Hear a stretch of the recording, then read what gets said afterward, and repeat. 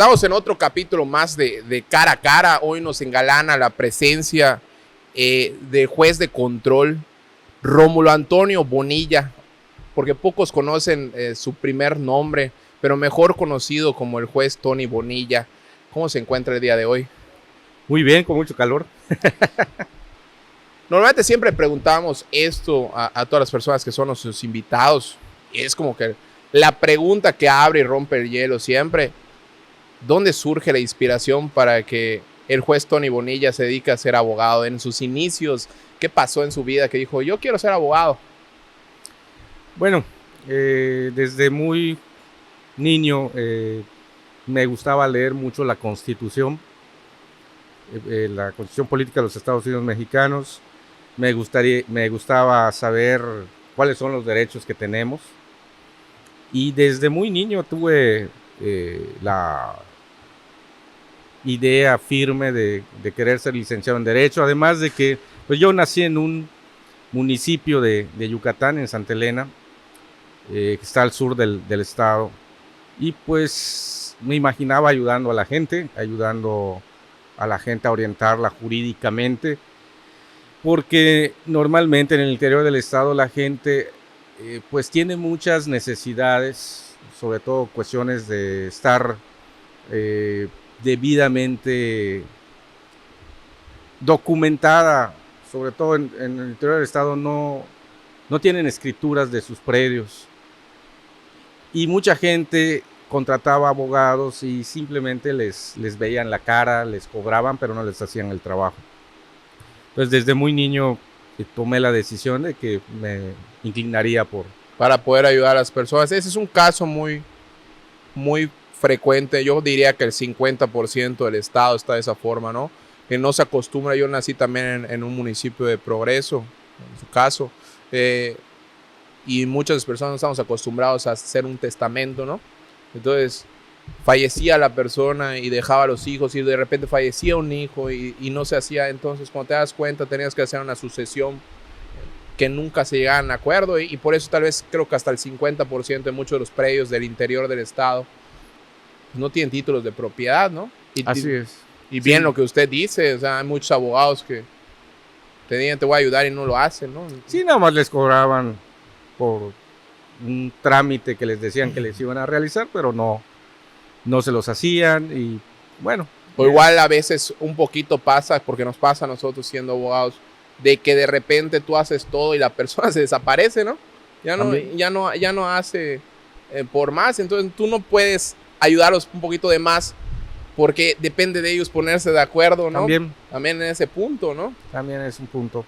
Que aparte, pues es muy raro lo que me acaba de mencionar, es bonito, ¿no? Leía la Constitución desde que estaba niño. ¿Qué más hacía allá en Santa Elena? ¿Se acuerda de su infancia? Pues lo que hacía cualquier niño, jugar fútbol, béisbol, ir a las canchas de la presidencia municipal a jugar fútbol, básquetbol, voleibol, ir los domingos a ver al equipo de béisbol que participaba en una liga de Ticul, ahí del equipo de Santa Elena. Pues iba yo a la escuela, jugaba con mis amigos. ¿Iba a la escuela allá en Santa Elena mismo? Sí, en Santa Elena estudié la primaria. ¿Y luego tuvo que brincar a Ticul? A Ticul fui a estudiar la secundaria, y ya a partir de la prepa ya vine a vivir a la ciudad de Mérida, ¿no? ¿Cómo nace en ese punto?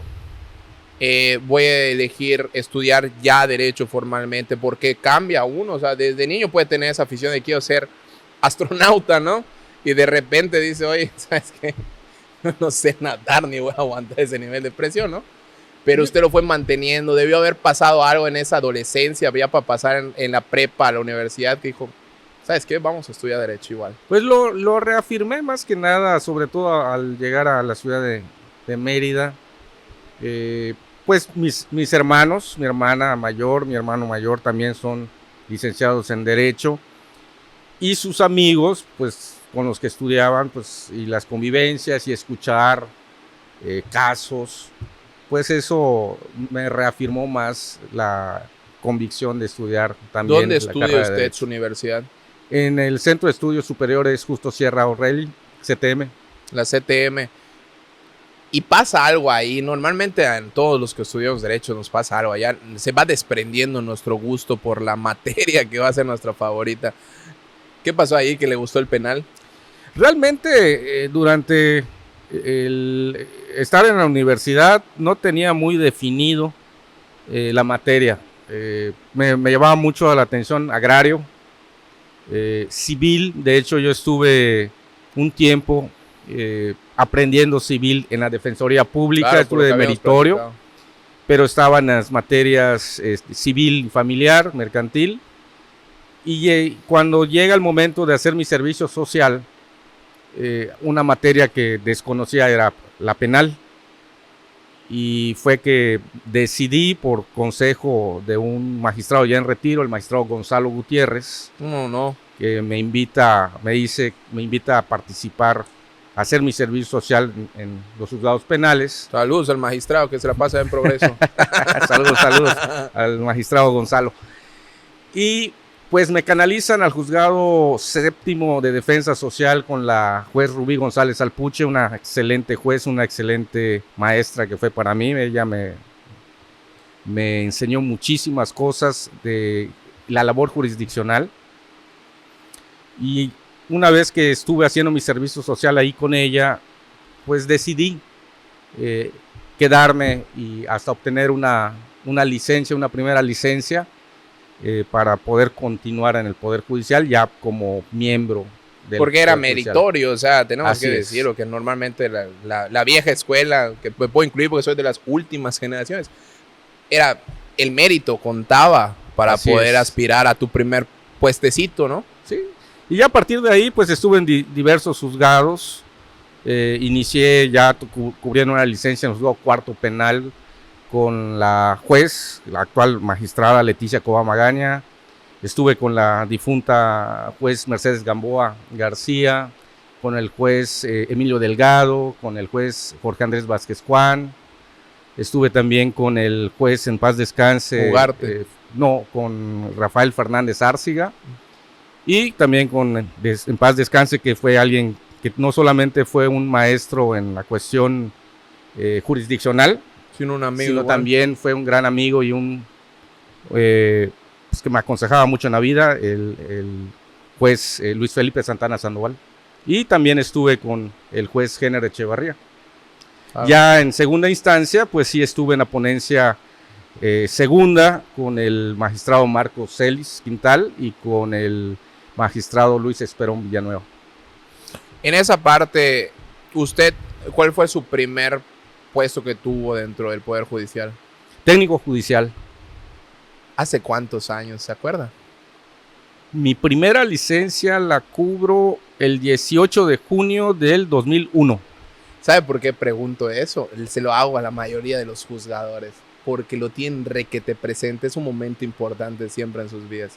Ese momento y el momento cuando se vuelven jueces, igual es así. Usted se lo debe saber igual. Y es más, sé que se sabe qué estaba haciendo en ese momento cuando después, en ese punto, ¿no?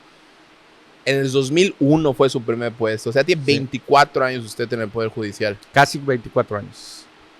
Porque esa es una pregunta que te va a hacer mucho el público, que nos hace mucho el público. O sea, oye, ¿cuántos años lleva trabajando esa persona que está tirado para ser candidato, no?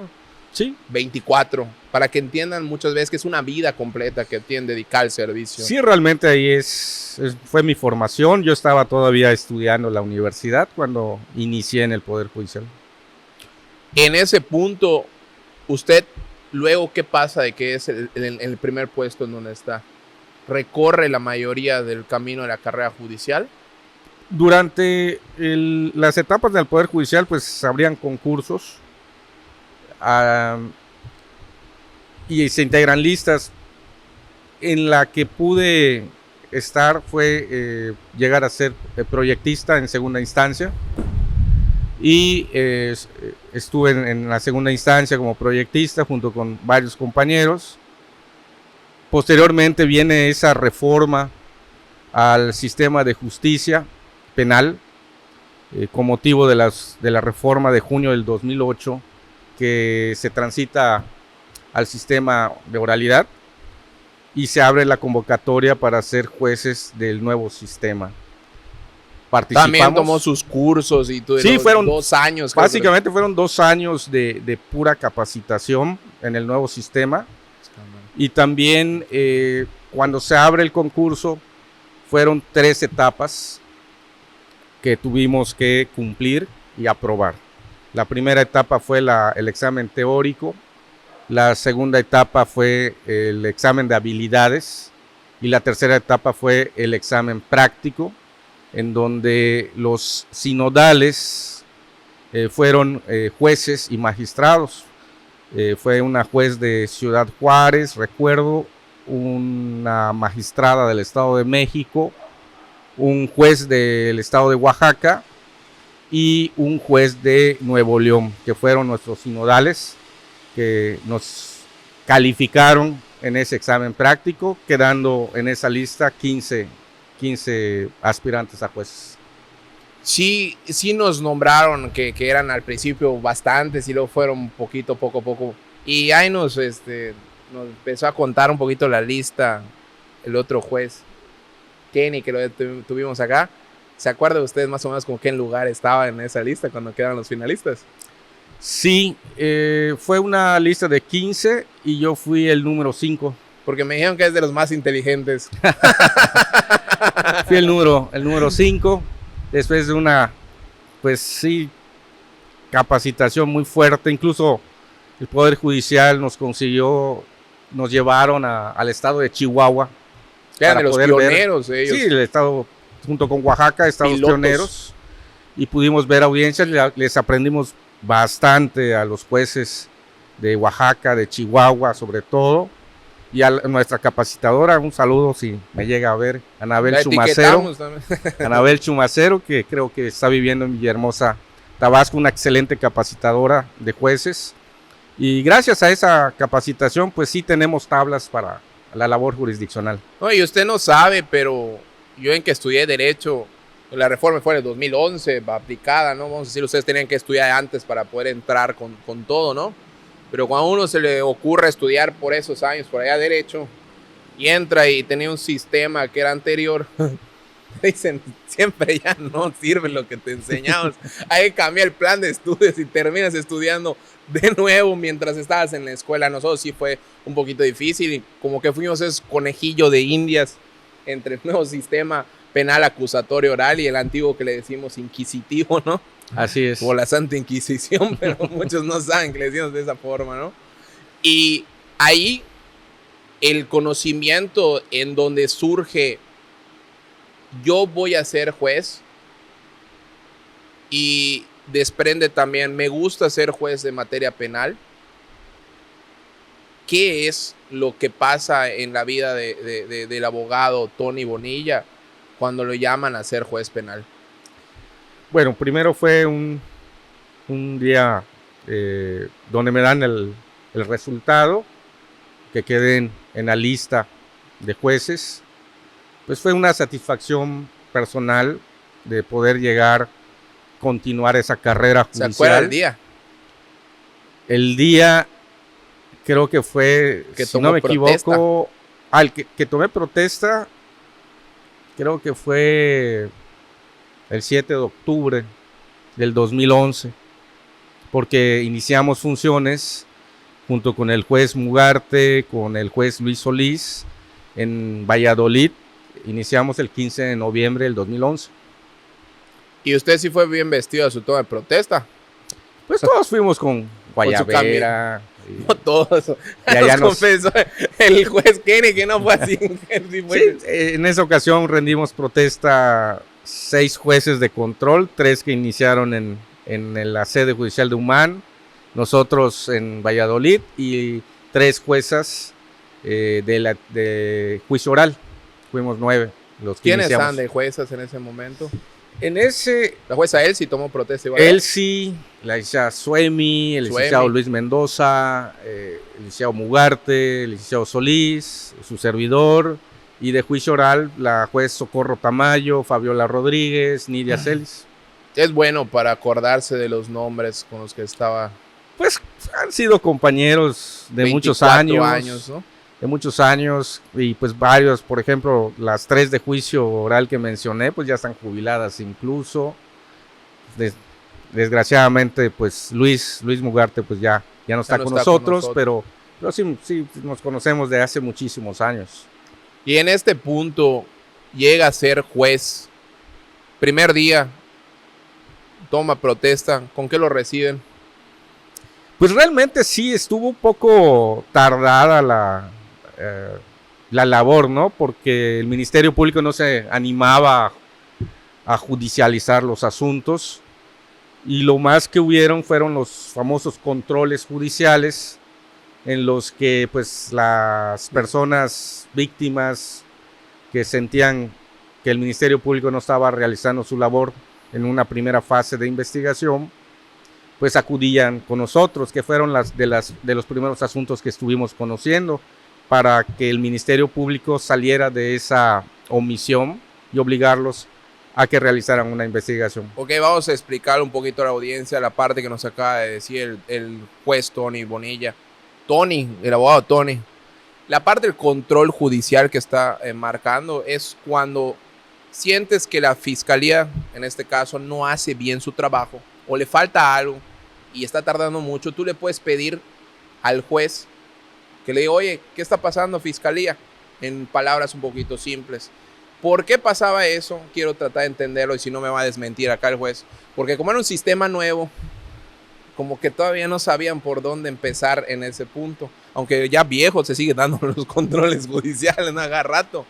Entonces me imagino que pues no, que también hay que contar esa parte, ¿no? O sea, es difícil empezar en el sistema oral, fue ¿no? difícil, y sobre todo que se comprendiera por parte de los agentes del Ministerio Público que ya pues había una figura de carácter judicial, que era el juez de control, que los iba a estar, vamos a decir, fiscalizando, vigilando, y en su caso obligándoles a realizar una investigación.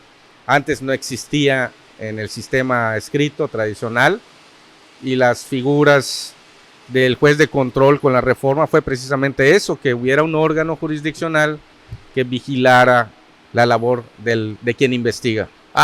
El juez Kenny lo recibieron con un control de legalidad. ¿A usted con qué lo recibieron en su primer día? ¿Se acuerda? ¿Con un control judicial? Con un control judicial. ¿Y sí tenía causa o no estaba fundamentado? Sí, se tuvo que... Lo que pasa que era una persona, una mujer que no le querían recepcionar una denuncia por el Ministerio Público, y tuvimos que intervenir para que el Ministerio Público le recepcionara su denuncia. ¿Se acuerda todavía por qué no le querían recepcionarlo? Cuando hacemos el requerimiento y nos confirman, nos dijeron realmente por qué no lo querían recepcionar. Simplemente nos contestaron el requerimiento, y ante la confirmación que se estaban negando, ustedes pues se le ordenó al Ministerio Público que tenía 24 horas para recepcionar la denuncia. Sí, claro. Sí, normalmente pasa eso, ¿no? Como que no justificamos y ya ustedes dicen, oye, ¿sabes qué? Ya pasó. Y luego empiezan a pasar delitos por su juzgado. ¿Cuáles son los Es una pregunta que se lo tengo que hacer a los jueces penales que siempre estén acá y que sean candidatos y que lo sepan. ¿Qué delitos son los menos vistos en un juzgado penal? Los menos vistos pues son los de desobediencia judicial, los delitos de injurias, calumnias, difamación, extorsión, los de golpes, secuestros. Pues afortunadamente en Yucatán no hay tantos. No tenemos noticia de más de uno o dos. Como que delitos contra el Estado que tienen. No, es que no hay. Los delitos que más se cometen son los patrimoniales, sexuales y contra la vida y la integridad. ¿Usted se acuerda de algún delito así muy raro que le haya tocado siendo juez? Que es este que me cayó. Porque normalmente cuando tú eres juez, ya cuando tienes, obviamente los casos son personalísimos, ¿no? Pero cuando ya tienes una vertiente de entre homicidios, donde tienes violaciones, robos, como como que ya sabes más o menos por ahora la vertiente cuando lees el juicio, pero cuando te cae un delito que casi nunca hemos visto, dices, guay, esto lo tengo que resolver de esta forma, a ver. No, es que no. Nunca le ha tocado, así que... Que yo recuerde, no. Porque eso para... Bueno, si yo fuera juez, ¿verdad? Pero yo no soy juez. Me llamaría mucho la atención porque a veces estamos acostumbrados como que una gama de delitos que siempre van a ocurrir, que no deberían de ocurrir, ¿verdad? Pero cuando cae uno de esos muy raros que se judicializan, pues es así como que, oye, me incentiva a estudiar más para impartir justicia o juzgar, ¿no? En ese punto, no pasa eso en Yucatán muchas veces, ¿no? Yucatán es un estado seguro muchas veces en ese punto, ¿no? Afortunadamente seguimos siendo un estado muy seguro. ¿Usted qué considera que como juez es lo más difícil que ha hecho? Bueno, lo difícil es resolver con legalidad, aunque la resolución socialmente no sea aceptada. Es decir, cuando se viraliza un asunto y hay muchas versiones de ese asunto, la sociedad ya tiene un veredicto. Que muchas veces está encausado por otras vertientes, sí, ¿no? Puede ser, ¿no? Pero el juez tiene que resolver con lo que existe o lo que se da en la audiencia y sobre todo con cuestiones probatorias. Claro. Y lamentablemente, cuando un asunto se vuelve mediático y la resolución no va acorde a lo que la mayoría piensa, sí se trata de ejercer presión. Y esa es la importancia de los jueces, de que debemos de resolver con independencia, con autonomía, y no debemos de permitir que se nos trate de intimidar para resolver y tener contenta a un sector de la población. Pero sí también resolvemos conforme a lo que existe o cómo está la investigación en materia penal. Muchas veces se nos critica a los jueces. Sí, porque el culpable es el juez al final. Y está bien. Digo, la gente, para eso está, hay una libertad de expresión, pero sería mucho mejor que conocieran el trasfondo. Que la gente acudiera a las salas de audiencias, viera las audiencias, y así entendería de qué trata el asunto y por qué un juez resolvió de determinada manera. Eso sería importante, pero sí lo difícil, sobre todo ahora, es eso, que con las redes sociales que ya hay, si alguien quiere mediatizar, volver mediático un asunto, tan fácil lo hace. Sí, claro. Aunque no sea cierto lo que se esté diciendo, aunque no sea cierto, la percepción pública va a ser muy distinta a lo que está pasando en la sala de audiencias. Eso se llama muchas veces con concepto de adaptación, concepto de aceptación social, así se llama. En una investigación un poco fuera de este tema, normalmente cómo es para que nos entiendan las personas. Es decir, imagínate que viste a una artista muy guapa, no lo sé, a mí me gusta Jennifer Aniston, ¿no? Y yo le digo a usted, ¿te gusta Jennifer Aniston? ¿Verdad que está bien guapa? Y tú me dices, sí, está bien guapa. Y tú le dices a él, está muy guapa. Sí, o sea, mi decisión influyó a que todos dijeran que está guapa. Aunque esté fea una persona, vamos, como dijimos, el primero que está muy, muy bonito, todos van a decir eso, ¿no? Es el concepto de aceptación social. Muchas veces lo vemos puesto en que subes una foto y quieres 200,000 likes, ¿no? Que los hacen en esta campaña normalmente, pues a veces lo están haciendo a cada rato. Oye, es que mira, este candidato tiene 200 likes, ¿no? Está aceptado socialmente, ¿no?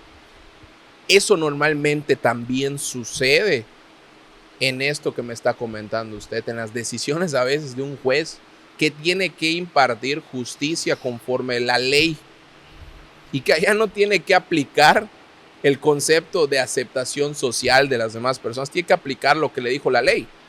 Porque si quisiéramos aplicar el concepto de aceptación social, El que tendría que tomarlo en cuenta para empezar es el legislador, para que le cambien la ley a usted y que usted sí pueda poder impartir justicia conforme a lo que quiso decir la sociedad, ¿no? O sea, para el legislador, para eso está en ese punto, ¿no? Sí. Pero muchas veces no es el que tiene que ejecutarlo el legislador, el que lo tiene que ejecutar es el juez, ¿no? Y al que le echan la culpa, Sí, es al juez. es al juez. ¿No? Muchas veces. Siempre. Cuando en la cadena tenemos que puede ser que se haya equivocado el perito, que se haya equivocado el legislador, que se haya equivocado, no lo sé, el policía, el fiscal. Hay muchas manos que pasan antes de que se judicialice y llega ante un juez, ¿no? Así es. Pero el que paga los platos rotos muchas veces es el juez. Y en materia penal más, porque hay delitos. Es que en materia penal lo que tenemos en juego son el patrimonio de las personas y la libertad de las personas o la vida de las personas. Y pues sí es, pues eventos que sí son, que están en el entredicho siempre, ¿no? Claro. Pero eso no debe de atemorizarnos para hacer nuestra labor. Nosotros tenemos que cumplir con respetar el debido proceso, respetar la presunción de inocencia de las personas, que muchas veces nos dicen, ¿por qué está en libertad esta persona? Ya lo dejaste en libertad. No es que lo deje en libertad, es que no se justificó que esté en prisión preventiva como medida cautelar, pero eso no quiere decir que sea impune, porque está bajo otras medidas cautelares. Pero es que él yo no lo puedo tratar como culpable hasta que yo no dicte una sentencia, que es lo que nos indica la presunción de inocencia. Sí, es que a veces, yo platicaba en el otro aspecto, hay sentimientos encontrados, hay a veces casos terribles, perdiste tu patrimonio, perdiste un familiar, pero a veces es difícil ver esa parte y ustedes tienen que ser esa parte en donde sea neutra, independiente y pueda decir, oye, no está pasando que esta persona vaya a salir libre, sino que le tengo que justificar una medida cautelar que sea adecuada a lo que me están presentando. Así es. Porque usted no se puede llevar por esos sentimientos, tiene que llevarse por, como lo decimos nosotros en los abogados, por la justicia, ¿no? Es que eso que acabas de decir es muy importante. Yo, Tony Bonilla, yo puedo decir, estoy viendo a una persona y yo digo, para mí sí lo hizo. No, pues. Yo no puedo hacer eso como juez, sino que yo tengo que respaldar lo que yo diga con pruebas. Sí, aunque Tony Bonilla esté, el abogado Tony Bonilla diciendo, sí lo hizo, no puedes demostrarlo, porque no es tu papel, tu pensamiento subjetivo se queda allá abajo. Cuando tú subes al estrado, me imagino que el juez Tony Bonilla tiene que ser lo más posiblemente objetivo que tiene que tratar y no prejuzgar, porque si no ya no estaríamos haciendo bien las cosas, Es ¿no? correcto. Pero eso es muy difícil de entender cuando hay dolor, sentimientos y alguien perdió algo atrás. Sí, porque pues, están las familias que son los que están sufriendo la consecuencia de un hecho con características de delito y pues no van a poder pensar como nosotros resolvemos, ¿no? Que alguien se aproveche de eso para a veces eso es lo lamentable, ¿no? Que alguien se aproveche de esa cuestión y que se les da una mala información y siempre echarle la culpa al juez. Los jueces no nos levantamos con la idea de que vamos a perjudicar a alguien. Nosotros nos ceñimos, hacemos, resolvemos con cuestiones de prueba. Me encanta esa frase, los jueces no nos levantamos para perjudicar a nadie, porque es como algún presidente por allá que no me lo citen, ya sabes, pero eso decía con una grosería él y le decía, no nos levantamos todos los días para a las personas, ¿no? Como le decían por allá. El punto que también tenemos que tocar en este tema, que es de materia penal y que ustedes que nos pueden orientar más de ello, y quiero decírselos al público, hay muchas audiencias que no significa que no puedan entrar. Hay audiencias que son delicadas, que a veces sí tienen que poder cerrar, pero la mayoría son públicas. Sí. O sea, pueden ir cualquier persona a verla.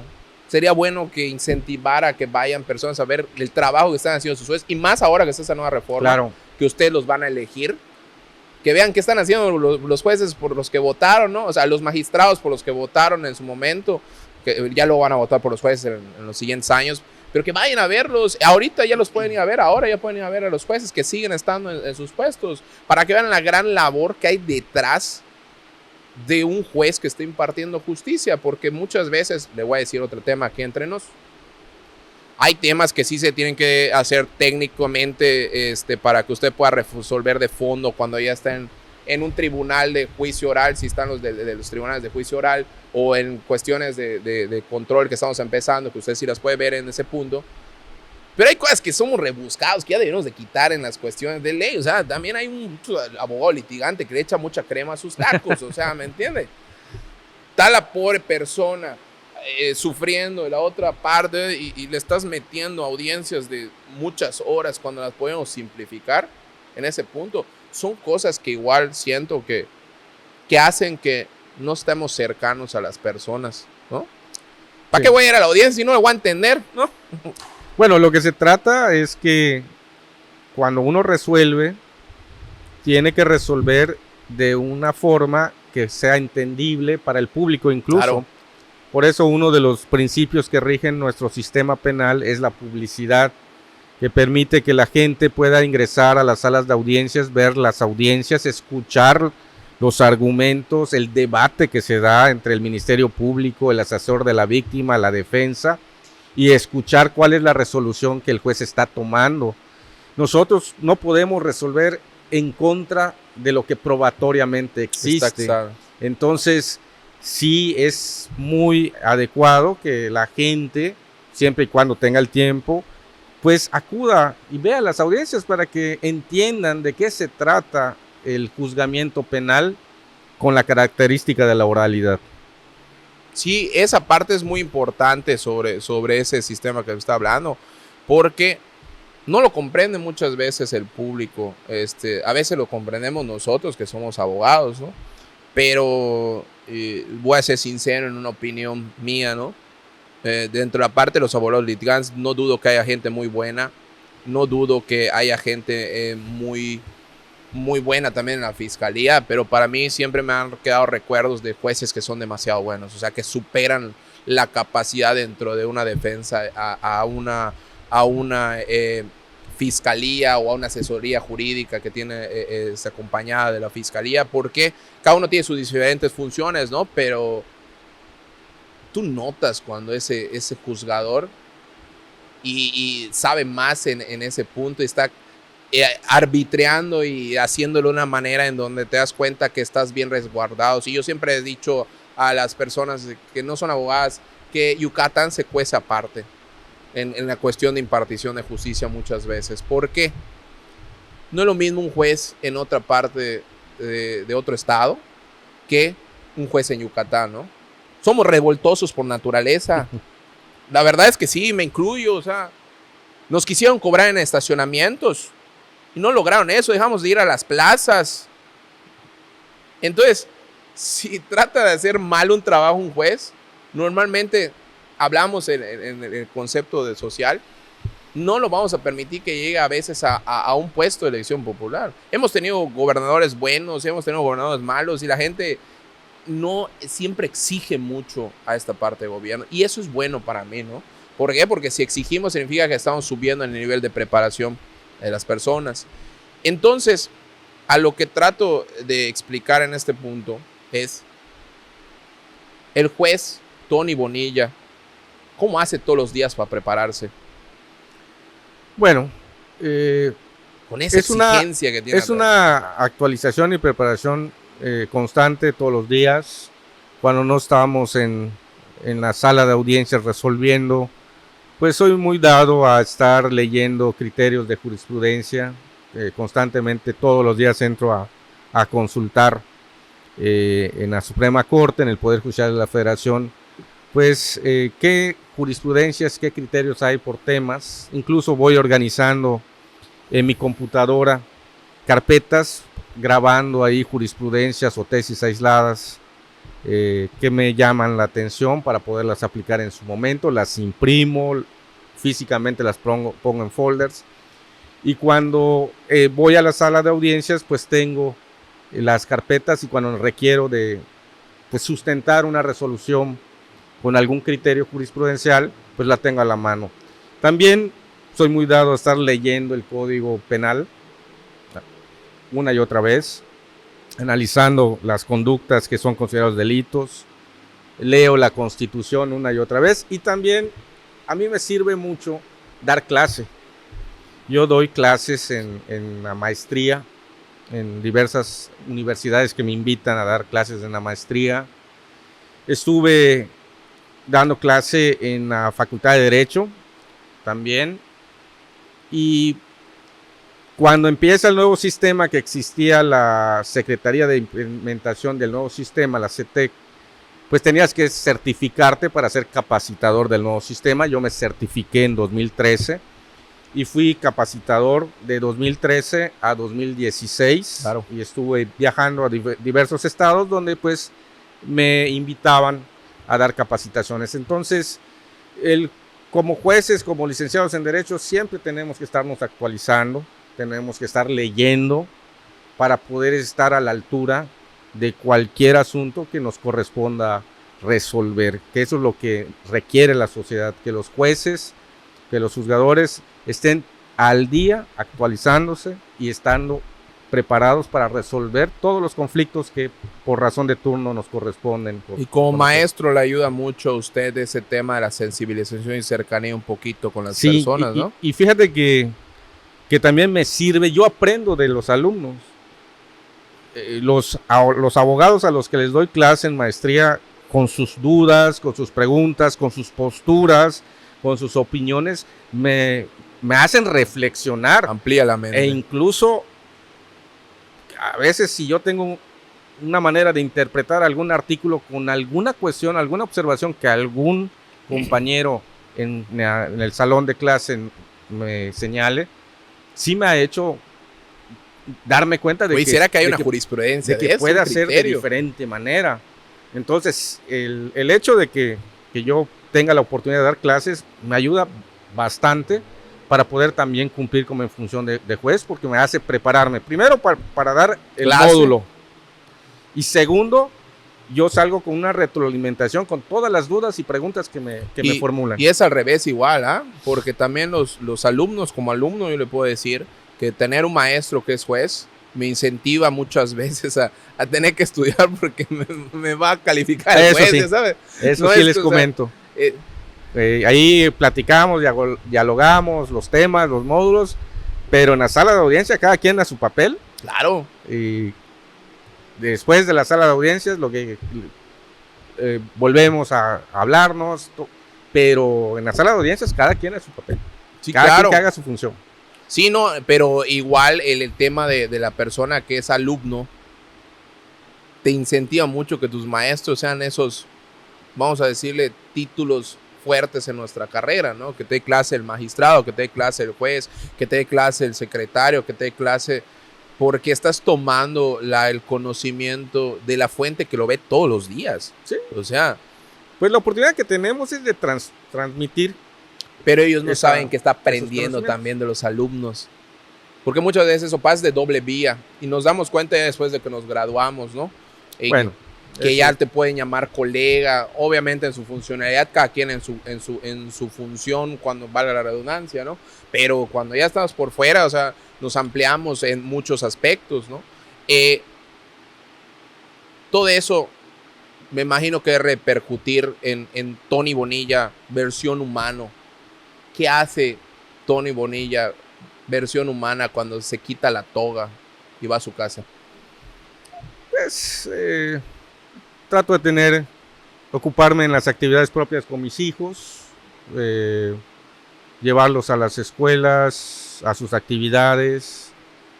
Me gusta mucho ver fútbol. También cuando se puede, que no estoy de guardia los fines de semana y que sea temporada, pues me gusta ir a pescar, me relaja mucho. Ya vimos que le gusta Progreso, yo soy progreseño, hay un video ya muy famoso que utiliza las chancletas allá en el Malecón Internacional. A mí me encanta eso, les voy a decir, yo me identifico con eso. Persona que está en Progreso y no tenga chancletas, soy progreseño, yo siempre ando en short chancletas. Entonces, ¿cómo no te vas a identificar con eso? La verdad es que eso sí es algo bonito, ¿no? O sea, Y yo le voy a ser sincero, o sea, lo vi en Progreso, lo primero que hacemos los progreseños es juzgar. Entonces, Pues, como ustedes que van después, sí. ¿no? Eh, Lo vi lo más natural posible que pueda hacer en esa parte del video, ¿no? O sea, pues no es iba que- así con tu toga, ¿verdad? O sea, no se es puede. que pues, somos seres humanos, como cualquier otro, tenemos una responsabilidad, nos dedicamos a la labor jurisdiccional, pero Pero hay una razón por detrás igual.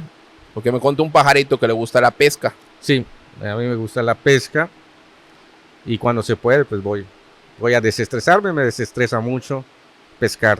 También me desestresa mucho cocinar. Cocinar igual. Y es bueno cocinando. Como, ¿qué le dices? Pues, Normalmente ahí- no sabe uno, los que comen tu comida te lo dicen, ¿no? Pues ahí la llevo, ahí la llevo. Pero esa parte lo hace para desestresarse, ¿no? Bueno, no para desestresarme. Cocino porque tengo que cocinar, si no, no como. Cuando están mis hijos conmigo, pues les cocino. Cuando hago convivencias con la familia, con mi mamá, con mis hermanos, con mis sobrinas, pues cocinamos. Y pues en general, cuando me pongo a cocinar, pues sí, lo disfruto mucho porque como que me desestreso, no dejo a un lado la cuestión del trabajo y me enfoco a tratar de que la comida, la cena, el desayuno salga lo mejor posible. Y esa parte en donde usted agarra la batuta es el que está en la vamos a decir, vamos a hacer las carnitas asadas y yo les voy a cocinar las carnitas asadas, o es Sí. el que me imagino que es el que se enoja si hacen mal las carnitas asadas. O sea, no, quítate. Yo soy el que agarra Sí, el asador, un ¿no? poquito. Lo que pasa es que tanto mi hermano como yo, pues nos gusta mucho Sí, yo soy el- igual de esa el forma. cocinar. Y luego terminas con el olor a humo, Ah, eso con y estás allá y... Terminas pintado de carbón la cara. Sí. Pero igual conlleva, es bonito porque voy a tratar de ejemplificarlo, ¿no? Ver todo el procedimiento. ¿Por qué? Porque a veces en el caso del mar, ir a pescar, estás recaudando desde la naturaleza, te lo llevas, lo cocinas, toda esa parte por allá. Y cuando te das cuenta, ya te distrajiste de tu día a día, o sea, te da un poco de paz. A mí por eso me da mucho el paz, más que ir a pescar, el mar. Sí. ¿no? Como También. decían la mar, ¿no? Relaja mucho. Relaja demasiado. Y yo sí me tomo la delicadeza de a veces, porque muchos de los profesionales nos bañamos en el mar desde hace muchos años, pero de caminar ese malecón por donde usted está. Es más, usted en donde hace ese video hay unas personas con un celular allá que ya no creo que haya ni el celular en esa estatua, pero es común ver a la persona así como está usted vestido. Es común. Pues Ese es el pan de estar cada día. cómodo, a final de Exactamente. cuentas. ¿Por qué vamos a ocultar lo que somos por fuera? ¿no? Es que si tú vas a la playa no vas a ir de traje, Claro, vas a ir cómodo. eso va pegado a que ustedes los hacen hacer ahorita influencers o hacer campaña política en una manera rara, ¿no? Y no, o sea, Tony Bonilla, el abogado, tiene una manera de ser fuera de casa, ¿no? Le gusta el fútbol igual, ¿no? ¿Sí? Demasiado el fútbol. No vamos a omitir el equipo que le gusta el abogado Tony, porque vamos a hacer un día especial donde las poderosísimas Águilas, ahí ya lo vamos a dejar. Le va al Barcelona igual que yo, el abogado Es correcto, Tony. le voy a Barcelona. Viva Ronaldinho, viva Rafa Márquez, Anderson Luis de Sousa, Deco, todo desde esa. Y lo sigue siguiendo ahorita el Barcelona. Sí, A Yamil y a todos esos son muy buenos, ganaron la liga, ¿no? ya ganaron la liga. Muy buen Barcelona. No había visto un Barcelona como el de ahora hace un rato de tiempo, ¿no? No, y sobre todo muy superior a su acérrimo rival, al El Real Madrid. Real Madrid, sí. Con todo y que tienen Ya papel, la verdad. ha es que habido sí. varios juegos en donde el Barcelona pues, ha ganado. Sí, y muchos de ellos formados canteranamente y así como que luchaban. Me recuerda mucho, yo sé que ustedes de las Chivas, perdón, del Cruz Azul y yo del América, pero me recuerda mucho a las Chivas de ese tiempo donde eran puros mexicanos. ¿Se acuerda que formaba mucho mexicano las Chivas? Siento que como que el Barcelona trató de hacer mucho eso con su Barcelona. Han trabajado mucho en la cantera. B, ¿no? eso La sí. cantera. ¿Y quién era el poderosísimo que trabajaba la cantera? Rafa Márquez. Rafita Márquez. Que son las cosas que le han cuestionado, el que se fue a la selección y ver otras cosas por allá, pero Pues, se decidió por estar con la selección. Yo creo que algo ve más allá, ¿no? Que nosotros no podemos ver en el fútbol. Pero el fútbol normalmente es un deporte que nos hace creer, nos hace soñar muchas veces. ¿Por qué? Porque somos esos del quinto partido en un mundial. Somos esos de jugamos como nunca, perdimos como siempre. ¿Qué sueños tiene el abogado Tony Bonilla? Sueños que Yucatán sea mucho mejor, que nuestro país sea mucho mejor, que la delincuencia se reduzca, que las instituciones se fortalezcan, que nuestros jóvenes, nuestros hijos, las generaciones nuevas no están inmersas en tanto tema de la delincuencia, y también ojalá se hiciera una gran labor para atender los temas de drogadicción, mucha drogadicción en nuestros jóvenes, y creo que son temas que se deberían de abordar como temas de gobierno, en donde las instituciones puedan ayudar a esos jóvenes, que yo los veo en las audiencias. Veo en las audiencias como varios delitos que se cometen están inmersa, que cuando se comete el delito, el probable autor está intoxicado. Entonces, si no atendemos esos temas de drogadicción, vamos a tener muchos problemas en el Estado. Si no le damos la importancia y si no creamos instituciones, si las familias no estamos al pendiente de nuestros hijos en esos temas. Mucho tema de educación igual en ese Sí, punto. tenemos que regresar a muchas bases que dieron resultado a nosotros, nuestros padres, y sí estar muy pendientes de los chavos, porque De las nuevas generaciones muchas veces que están, cambiamos una cosa el es sistema. permitirles, darles la libertad, pero Otra es el libertinaje, como hay decimos, muchas ¿no? cuestiones donde muchos riesgos de que los jóvenes se vayan por el camino equivocado. Y más ahora todo pasa en un minuto y al otro minuto ya salió como quiso salir. Y Sí, ese es el ahora tema, ¿no? ya no queremos luchar. Ahora sí hay una dificultad, hay una manera fácil de salirnos, ¿no? Sí, ese es el tema, ¿no? O sea, pues son los sueños, ¿no? De que nos vaya mejor. Yo sí estoy preocupado por los escenarios que les puede tocar vivir a mis hijos, a los hijos de todos nosotros. Entonces, lo que yo aspiro, yo sueño de que tengamos un mejor país, un mejor estado, una mejor ciudad. Mérida está creciendo, pero Grandísimamente. de una manera Exponencial. impresionante, Grande. sí, con cuestiones de inversión, pero basta con ver el tráfico que hay. Entonces sí, hay Las 6 de la tarde, ¿no? cuestiones. Ya tenemos hasta los horarios que somos acá. 6 de la tarde, 8 de la mañana. Nunca había visto ir a vuelta de rueda en periférico. Nunca. Entonces, sí, hay muchas cuestiones muchos anhelos que deseo, ¿no? De que, ¿Por qué quiere ser magistrado Tony Bonilla? ¿por qué quiere ser magistrado Tony? ¿Por qué quiero ser magistrado? Porque quiero aportar a una institución que me ha dado tanto, que es el Poder Judicial. Gracias al Poder Judicial tengo una formación, tengo un conocimiento, y quiero que el Poder Judicial se reposicione, se reestructure, que recobre el reconocimiento de la sociedad, de las barras de abogados, de los colegios de abogados. Quiero estar en una posición donde se puedan tomar decisiones que permitan que la institución avance.